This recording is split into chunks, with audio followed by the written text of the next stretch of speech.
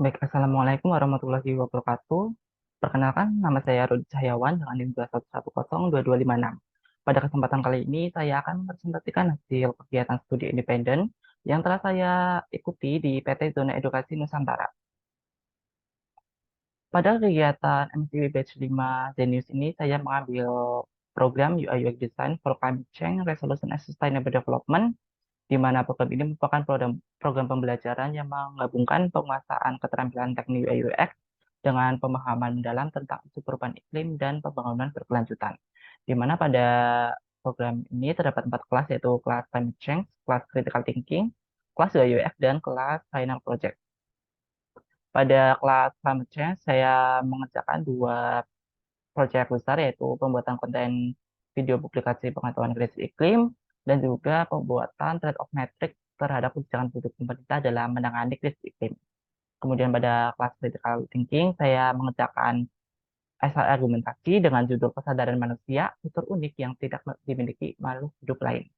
Kemudian saya juga membuat catatan diskusi kelompok selama program.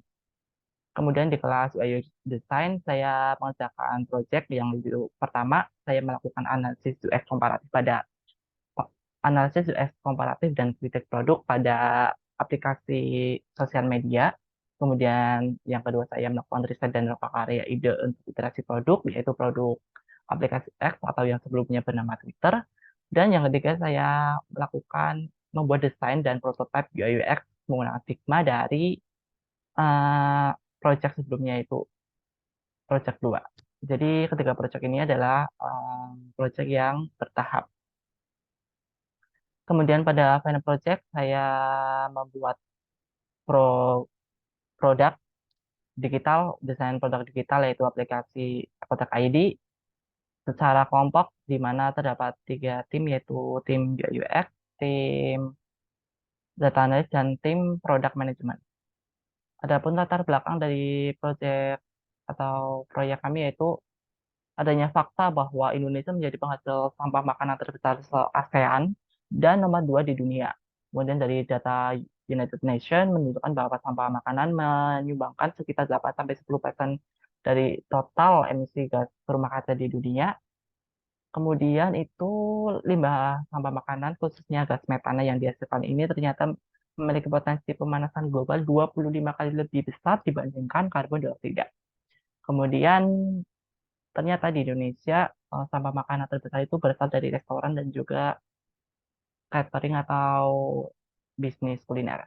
Kemudian berdasarkan hasil riset yang telah kami lakukan, itu 64 dari 64 responden, 43 atau 3/4-nya itu memiliki kebiasaan meninggalkan makanan ketika makan di restoran. Kemudian berdasarkan permasalahan latar belakang, maka kelompok kami tertarik untuk membuat desain produk digital, yaitu Apotek ID, sebuah aplikasi manajemen pengolahan sampah makanan berbasis mobile. Dalam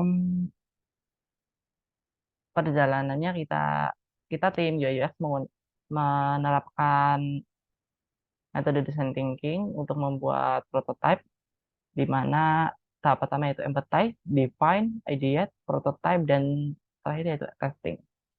Pada tahap empathize kita melakukan user survei kepada 64 responden dengan 18-nya dengan usia 18 sampai 35 tahun, dengan 67,2-nya itu adalah perempuan dan sisanya adalah laki-laki. Kemudian 36 dari 64 responden menyatakan bahwa mereka lebih suka memesan makanan secara langsung ke restoran daripada menggunakan metode online. Kemudian 40 dari 64 responden mengaku bahwa mereka suka membuang makanan ketika makan di restoran atau menyisakan makanan. Kemudian yang selanjutnya itu sebagian besar responden cenderung menyisakan makanan karena menu yang terlalu besar atau rasa yang kurang enak. Kemudian dari eh, hasil riset didapatkan poin bahwa kebiasaan konsumen menyisakan makanan itu dapat meningkatkan jumlah sampah makanan secara keseluruhan. Selain menggunakan user survei, kita juga melakukan user review analitik terhadap kompetitor yaitu aplikasi Bitin pada platform Play Store, di mana didapatkan hasil yaitu beberapa pengguna Bitin mengalami kesulitan mencari mitra atau pengumpul sampah. Kemudian dari beberapa pengguna mengalami kesulitan dalam proses login, beberapa pengguna mengalami masalah ketika membuka aplikasi, beberapa pengguna mengeluh pesanan atau penjualannya itu tidak diambil. Kemudian juga cakupan stiker atau mitra pengelola sampah itu kurang luas. Kemudian pada tahap define kita mengambil user persona dari sisi pelaku usaha kuliner. Di sini ada April Hamzah, seorang laki-laki 37 tahun dari Kecamatan Kinali, Kabupaten Pasaman Barat, Kota Padang. Dia adalah pelaku bisnis sate Padang, di mana dia mengeluh karena ketika penjualannya sepi, maka si bumbu sate Padang ini akan terbuang karena terbuang sia-sia karena bumbu sate Padang itu tidak bertahan lama. Kemudian kemudian kita juga melakukan kompetitor analitik pada aplikasi Duitin dengan hasil ditebakkan adalah strength dari aplikasi Duitin yaitu pengguna aplikasi Duitin akan mendapatkan reward berupa Duitin Point dan Duitin Point. Kemudian weakness-nya yaitu aplikasi Duitin tidak dilengkapi dengan kemampuan pemantuan real time berbasis peta.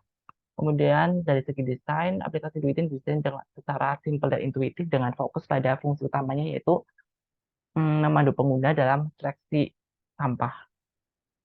Kemudian dari segi pricing, limbah berada pada harga Rp250 sampai dengan 3.500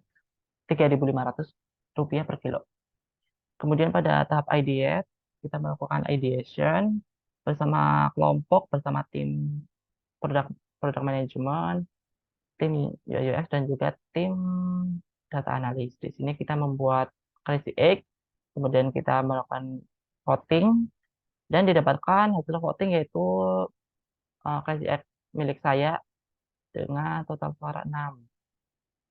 Kemudian setelah pembuatan crazy egg, menentukan crazy egg pilihan, maka selanjutnya dilanjut dengan pembuatan low fidelity design atau membuat wireframe.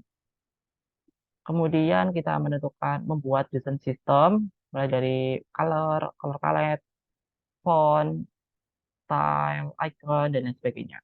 Kemudian kita terapkan desain sistem kepada wireframe sehingga didapatkan desain high fidelity atau tampilan user dengan ketelitian dan juga konsistensi yang baik. Kemudian tahap selanjutnya yaitu prototype. Di sini, ini adalah hasil atau preview dari prototype yang telah kami buat. Di sini ada halaman splash screen, halaman get started, kita pilih daftar, masukkan data, masukkan kode verifikasi.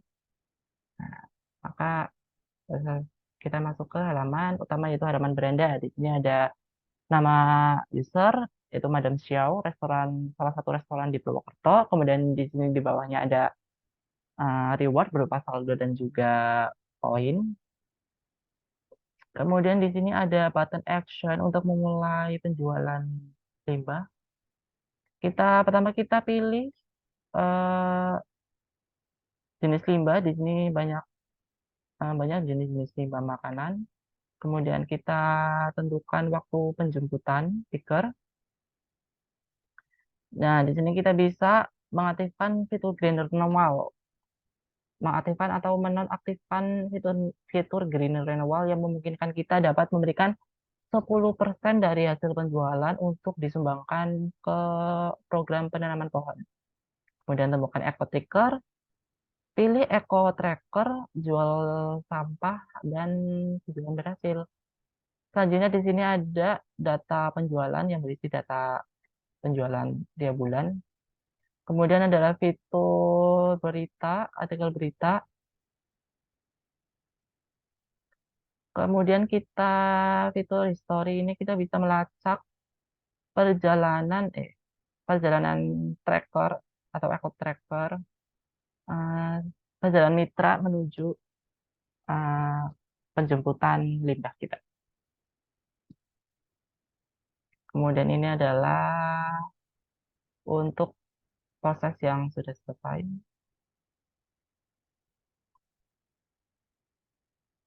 Kemudian pada halaman pesan di sini memungkinkan kita untuk berkomunikasi dengan speaker. Kemudian pada page profile di sini ada username, ada email, nomor telepon, reward, kemudian opsi edit profile, alamat restoran. Di sini kita bisa edit dan tambah alamat. Ada opsi kode referral, kode perusahaan, pengaturan, pesan bantuan, dan ada FAQ yang berisi pertanyaan-pertanyaan. Ini dikategorikan menjadi tiga kategori, yaitu pertanyaan mengenai akun, pertanyaan mengenai saldo dan poin, dan pertanyaan umum. Kemudian di sini ada juga customer care atau chat berbasis AI. Di sini adalah namanya Echo, robotnya adalah nama Echo, yang bisa menjawab apapun yang kita tanyakan. Nah,